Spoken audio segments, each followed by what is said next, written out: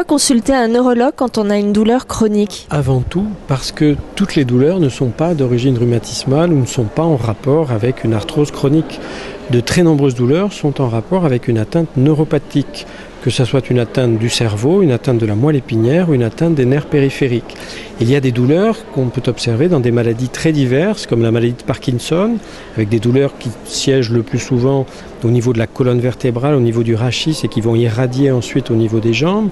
Des maladies comme la sclérose en plaques peuvent également entraîner des douleurs, tant au niveau des jambes qu'au niveau des bras, ou d'autres maladies comme les accidents vasculaires cérébraux peuvent parfois entraîner des séquelles douloureuses qui vont nécessiter des traitements spécifiques. Et puis il y a toute une catégorie de douleurs plus spécifiquement neurogènes qui sont par exemple des douleurs de névralgie faciale, des douleurs consécutives à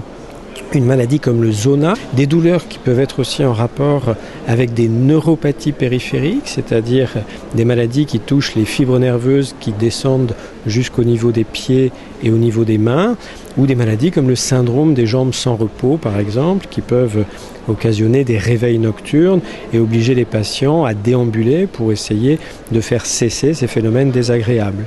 Les caractéristiques des douleurs plus spécifiquement neurogènes, c'est que ce sont des douleurs à type de brûlure, parfois à type de fourmillement, parfois à type de décharge électrique, que ces douleurs, elles sont souvent exacerbées par le frôlement, par le contact,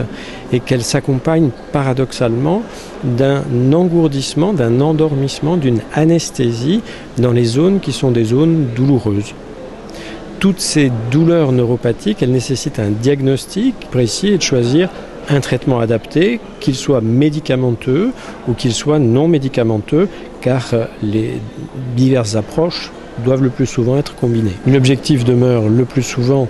pas forcément de faire totalement disparaître les douleurs, mais de les soulager suffisamment pour permettre à nos patients de mener une vie la plus normale possible avec cette douleur chronique.